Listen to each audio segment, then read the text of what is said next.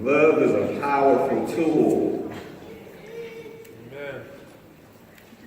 And either it can propel you forward or it can hold you back, just depending on the position of it.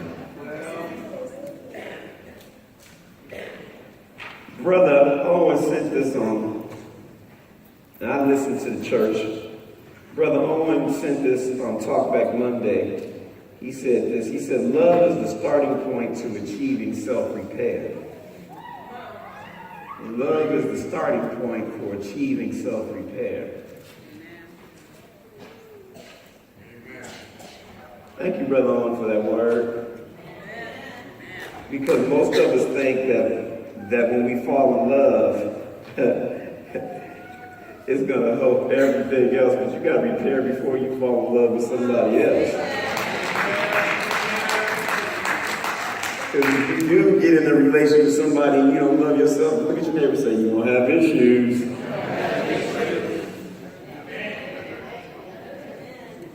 Go with me to Romans 13.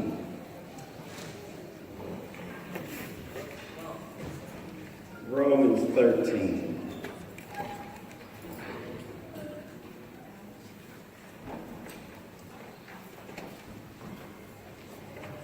Verses 8 through 10.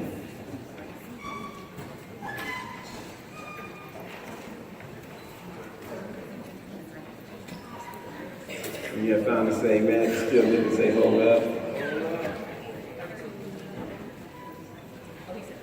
Romans 13, verse 8. Are you there? Romans 13, verse 8. You read it from the NIV version. Let no doubt remain outstanding except the continuing debt to love one another. Let me say that one more time. Let no doubt remain outstanding except the continuing debt to love one another. For whoever loves others has fulfilled the law. You know how we always say it's impossible to follow the 10 Commandments? But this word right here is saying that if you learn how to love one another, you have fulfilled the law. Amen. Now listen to this, the commandments. The commandments are, you shall not commit adultery, you shall not murder, you shall not steal, you shall not covet. And whatever other command there may be are summed up this way. Love your neighbor as yourself. Love does no harm to a neighbor. Therefore, love is the fulfillment of the law. Look at your neighbor and say, neighbor. Preacher's going to talk about put on Jesus. Put on Jesus. Put on Jesus.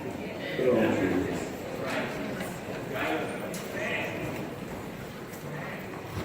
Put on Jesus.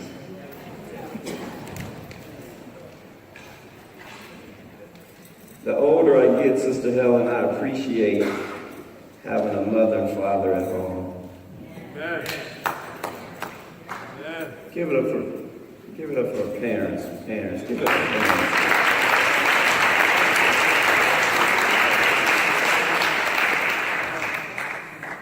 Because you know, in this society that we live in right now, we always talk about we don't need two parents. But mothers and fathers give you a balance. Amen. Amen. My balance was a little out of order because my father didn't whoop us. He rarely, I can count the times that he chastised us. My mother, on the other hand, She had to make up for it. she would beat you till the sun went down. But I said that to say that there was a balance in the home. they realized that both of them couldn't do it. So I guess they made the decision that only one would do the chastising, and it was my mother. But what my father did, which was it wasn't unique, but it was pretty cool. He just would make statements. He would walk around the house and make these statements to all of us when we're sitting in the living room watching boring baseball with him. The Dodgers and the Giants, grew up watching them, and he would make statements. If you ever touch my wife, I will kill you. And he wouldn't smile. He would just sit in his chair and make these random statements that I'm going to hurt you. And I know he wasn't talking to Gene Darnell. I know he was talking to the boys. He said, if you ever think that you're bad enough to put your hands on my wife, I'm going to do damage to you. I was like, wow, this dude is really crazy. So he was establishing, listen to this, he was establishing a realm of respect. Amen. Amen. So this is what it translated to, cousin. She could beat you till the sun go down. She could beat you walking up and down San Leandro Street to 85th, to Food King, to Dr. Calloway's office. She can beat you wherever she wants to in the store. You better not say a mumbling word.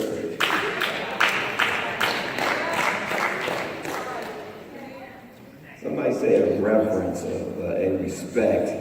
And that transferred into the children because we never did.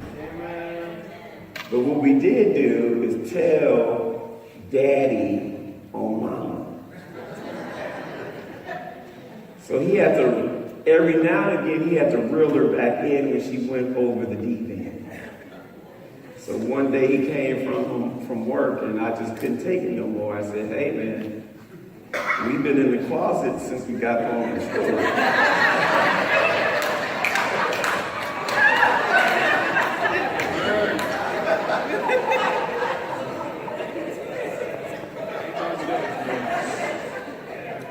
Gene used to come knock on the closet door, you guys alive in there?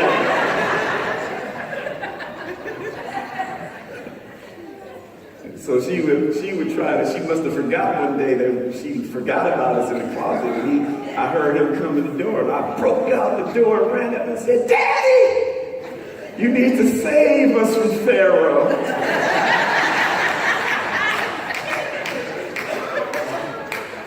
Somebody say love. Love has a balancing act where it balances out one another. Love is not one-sided. One is not always based on how you feel, but sometimes it's based on the other person's feelings also. Some of you would do a lot better in your relationships if you figured out it's just not about you. We got one hand clap in here for that. One hand clap. And you know what that tells me, Brother Bobby? That comes from 62 years of being married.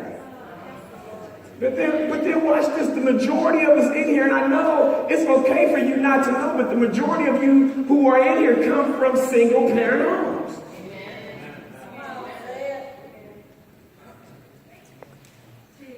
Single parent homes, so it's real difficult for you to even think about or fathom being in a relationship, a monogamous relationship, because you've never seen it.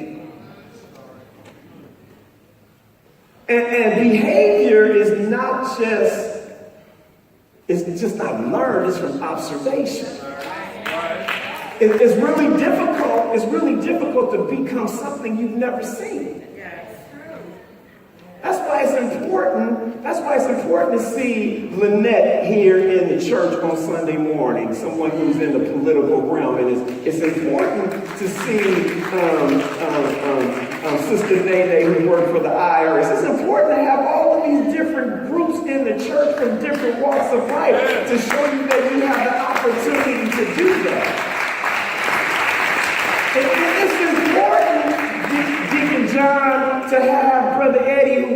to a college on a 4-year scholarship so the younger guys in here know that there's possibility for them to make that happen.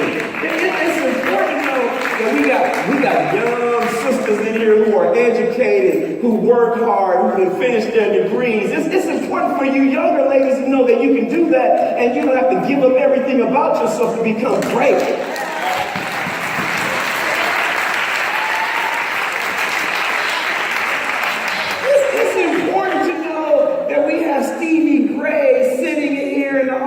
A 2-time world champion for the Golden State Warriors. It's important.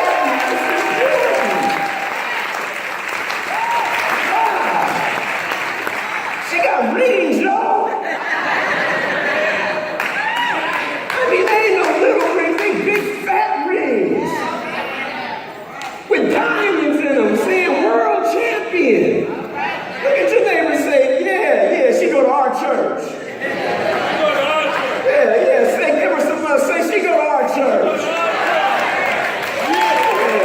Give it up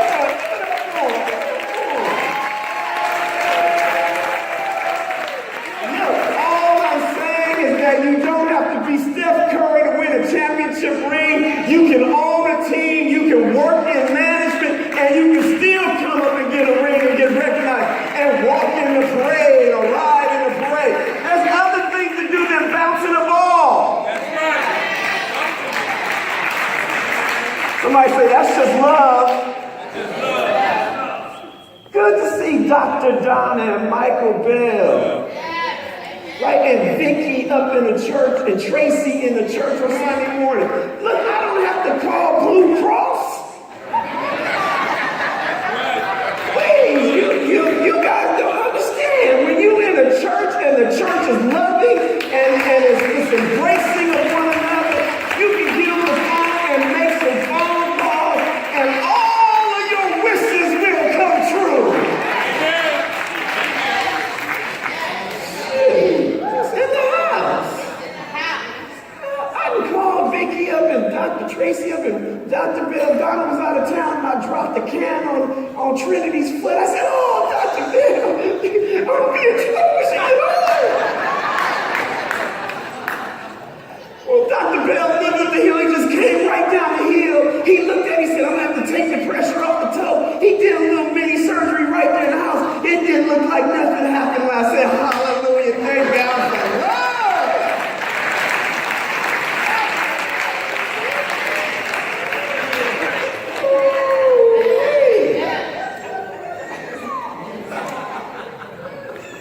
I say, he saved me because he loves me. Love is not just how you verbalize it. Love is action. That's how you know people love you, when they don't tell you when you need them, I can't be available for you. But I don't know what he was doing, but he stopped whatever he was doing to come help me out. That's love.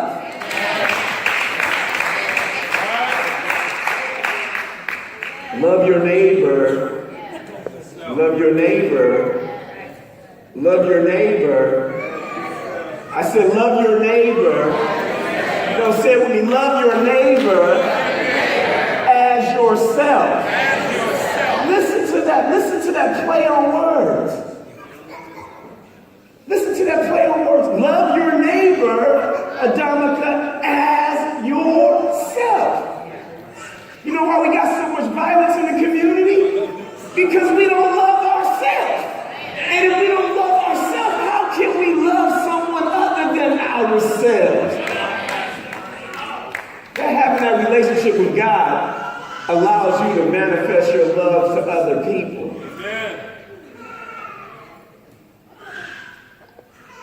Wow. True Vine, I love this church. Amen.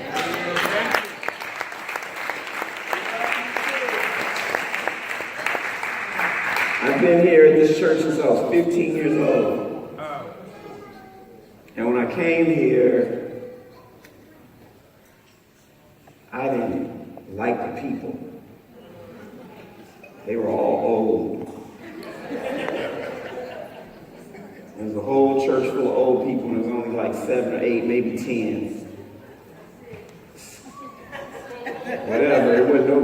in church. And they have a choir, they have nothing. And I seen the church come alive from a remnant.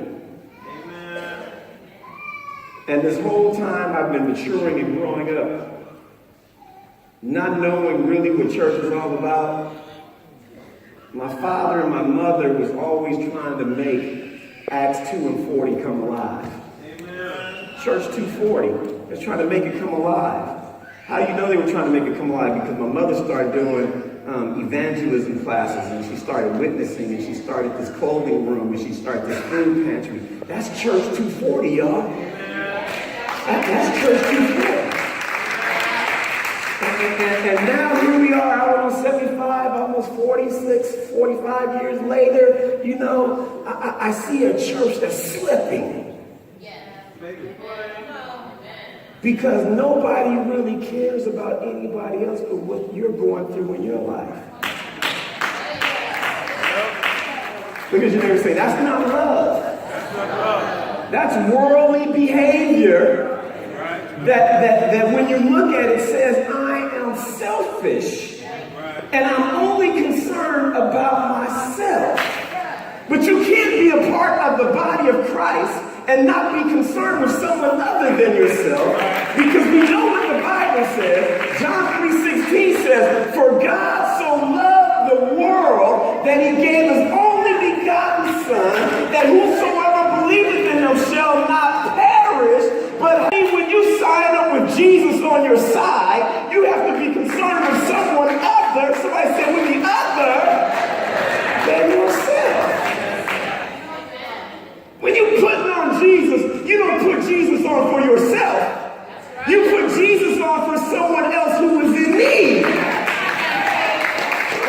So I just heard the Holy Spirit say, why? Why? Because when you're putting on the Holy Spirit for someone else other than yourself, when they are going through the worst times of their life, somebody in here has already been through that. Then it's my job as a believer who has put on Christ to encourage them, Brother Nathaniel, not to give up, not to quit, not to surrender, but to hold your head up high, because we know, somebody say, we know that trouble may endure for a night, but joy cometh in the morning. Somebody say, when the joy cometh in the morning. That's why every day you got to get up in the morning, you got to say, I love God. I love myself. Now it's my job to show that love to someone other than myself. You can't do that. You can't do that, Kobe, when it's just about you.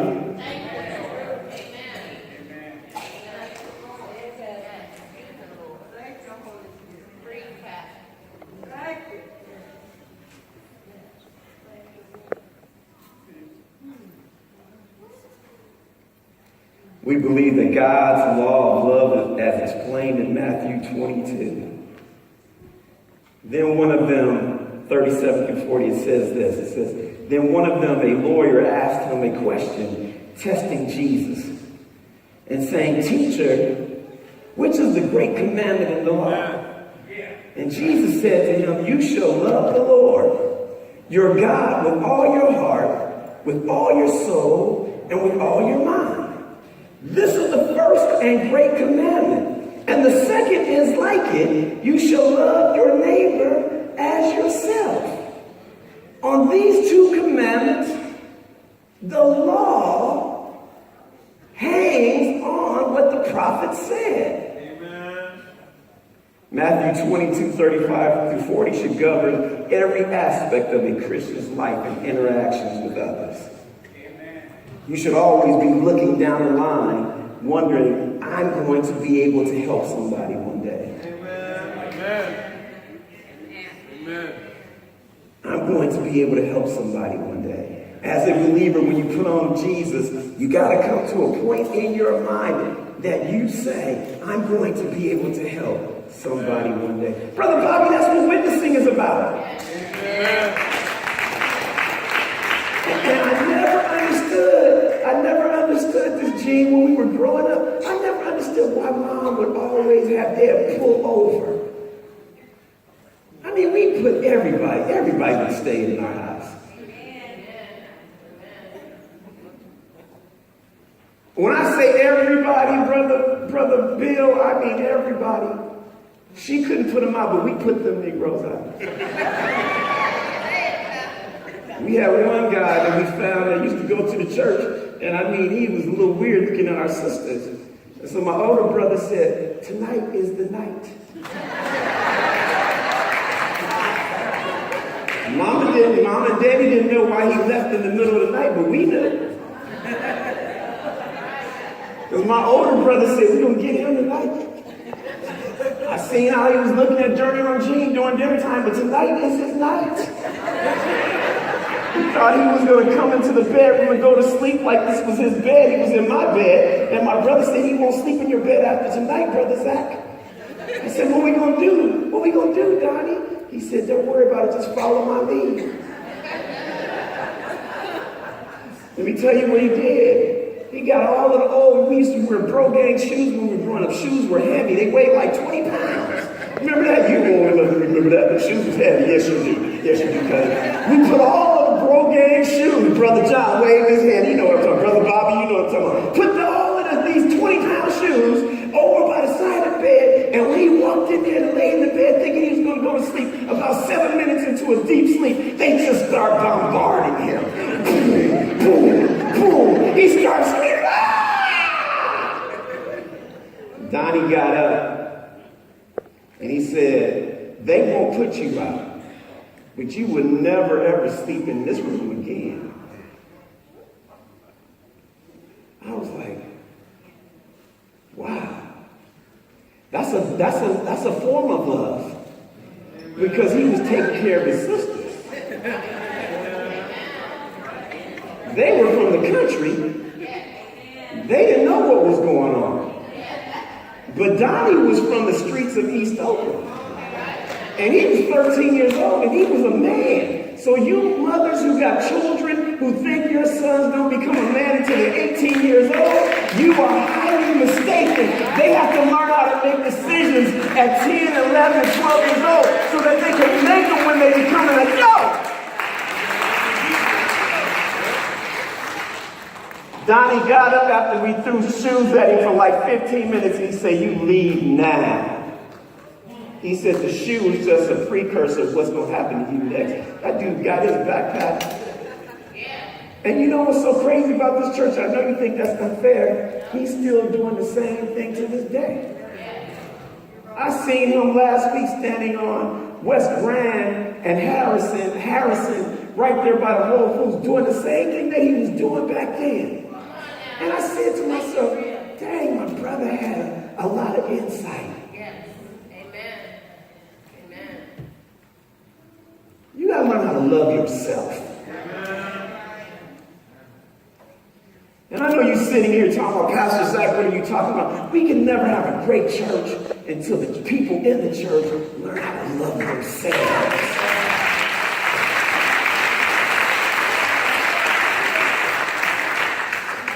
And I don't care what you say. I don't care how you sit here, and I can see it on your faces. You can say to me, "I do love myself, Pastor Zach." It's not evident.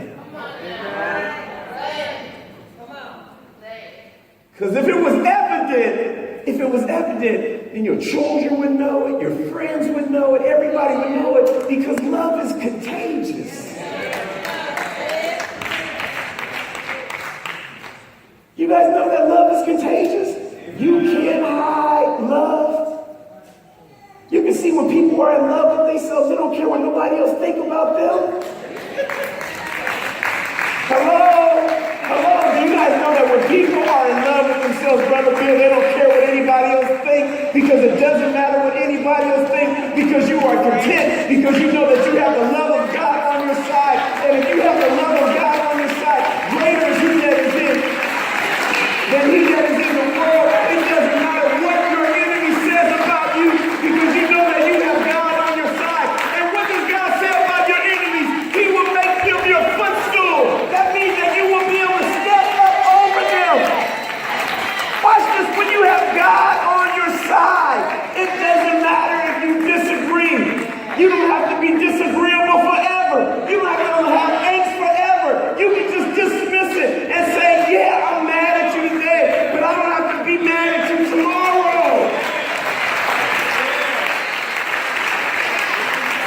We don't have to agree on everything, but we don't have to kill each other over a disagreement.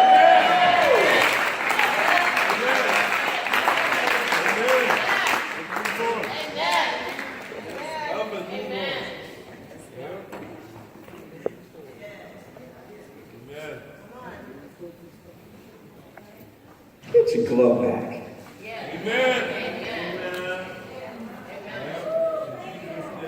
Get your glow back, get your shine back. I was looking at some old, and I'm done, I was looking at some old clips of the Harlem Renaissance. And during the Harlem Renaissance, they were going through one of the most difficult times in America. I mean, lynchings was at its height. But if you look at those clips, Dr. Bell, and you see them dancing, I'm like, that is the most beautiful thing I've ever seen in my life.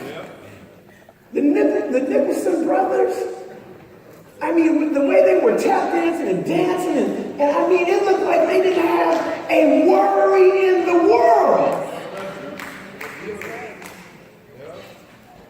And you know what I discovered, Sister Lynette, Sister Charlotte, you know what I discovered? They were in a nurturing environment in Harlem. And no matter what was going on around them, they were there to encourage one another. Isn't it crazy that during that time they all hung out with each other? Joe Lewis and Thurgood Marshall and all those guys, they all hung out with each other because they were encouraging each other to be great. Somebody say that's love. See, if you can't encourage someone to be great, then the opposite of love is what? Hate. So if you're an undercover hater, you don't have to say it. You show it. Because every time something good happens to somebody else, you can't be happy for them. Right? You can't get up and say, thank you, Jesus. Hallelujah. God gonna do something great next for me. Then guess what? Look at your neighbor and say, neighbor. Neighbor. You might be a hater.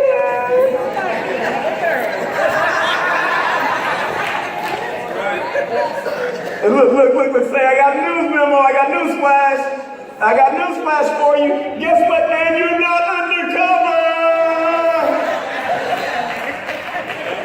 How do you know when your friends love you? They encourage you at all times.